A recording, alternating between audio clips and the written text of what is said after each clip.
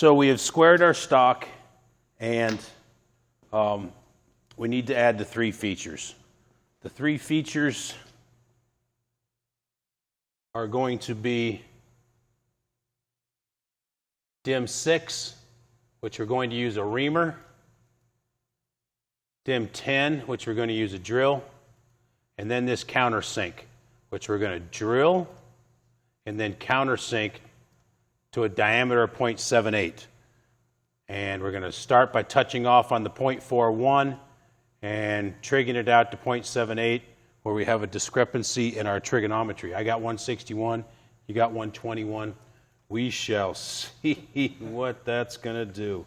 Okay, let's, so some new stuff here. We're going to be using an edge finder. Let's go ahead and get my stock in the vise. I'll put it in the middle of the vise on 1-inch parallels. Snug it down.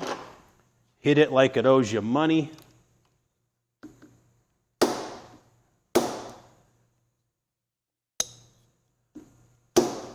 Okay, one of my parallels isn't holding. It's going to come out. The other one is. And that is most likely because my part is not perpendicular. It can be off by 1 thou, and that thing wouldn't fit. Okay, next we're going to be using this edge finder. Edge finder is a precision ground and lapped part that is in 2 pieces held together by a spring and magic. So we want that magic to continue to hold this thing in place. What's going to make it come apart is excessive RPM. So I have decided on an arbitrary maximum RPM of 1500. It'll work at all different RPMs, but no faster than 1500 so it doesn't come apart. We will always hold it in a collet. We will never hold them in a drill chuck because drill chucks inherently have run out. 1/2-inch collet for a 1/2-inch edge finder. Now, this end right here is 200 thou wide, 200 thou diameter. See if I can not get it on the tip. Okay. Remember that last decimal in this thing is a 1 and a 5. So that is going to play into our calculations. So let's go ahead and start by putting our, well, let me check my RPM. Okay, I'm at 1,000 RPM up there, so I'm not going to spin this thing up. Because remember, our RPMs have to be adjusted with the spindle turning. So it's too late once it's in there to check the RPM.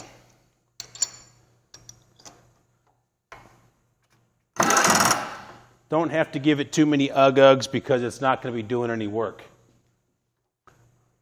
Quill break off, extend the quill. I'm going to move the table. I'm going to start by setting my origin on the x-axis. So our datums is going to be the left side and the front. So let's get this knee up.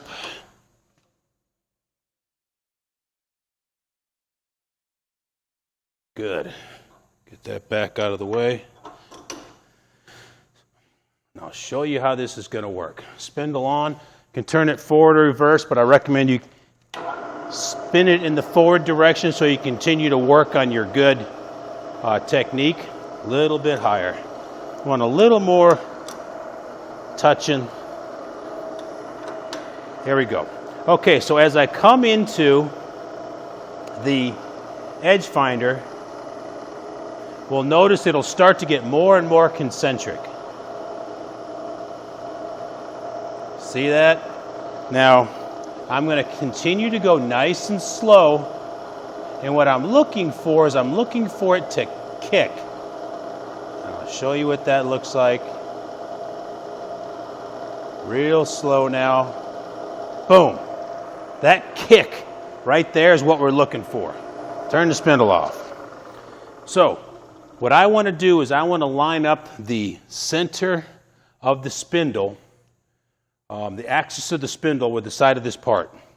Now, how far off am I right now from the edge of the stock? From the axis of rotation? 100 thou, good. The radius of the edge finder, outstanding. So that was important. We need to know, because we're not there yet. What we're going to do is we're going to get up on our DRO, and I'm going to zero the x-axis. So this 0 is 100 thou off. I got a 50-50 chance of going the wrong direction. So to keep from going the wrong direction, I'm going to loosen the quill and bring this dude up just above the top of the stock. Now, if you look at it from the front, you can see that it's off. So now that I move over 100 thou on my DRO, 0.1, decimals are important. Okay, now see if I can get this guy in there to show what's going on.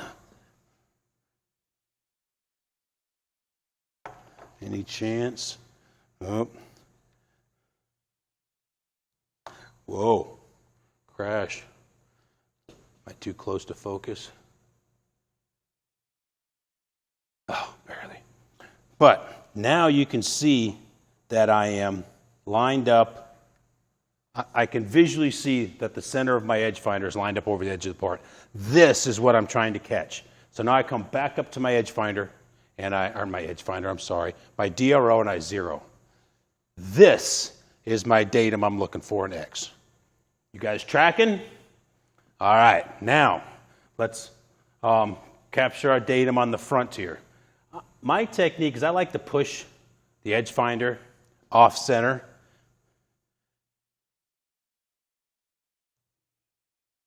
Now I got to go a little bit deeper. I don't want to hit my jaw. Okay, turn the spindle back. Gosh, can I get that? I'm really in the limit of my focus. There. Spindle's back on. Start dialing in towards the part. As you see, it starts to get concentric. Slow down, because you want to stop as soon as this thing kicks. Boom, kicked, stopping there.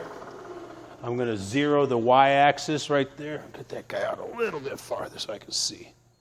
Zero the y-axis. I'm going to move my camera so you can see this next little bit, because devil's in the details. Refocus. Okay, how far off am I right now from my datum? 100 thou, good, the radius of the edge finder. So I raise it up just above the top, dial in 100 thou. Oops, look, I'm going the wrong way. I could have dialed this to 100 and reset, and if I would have been way up here, I wouldn't have known that this is why I want to be just above my part. Now I'm going the correct direction. And I dial my DRO to 100.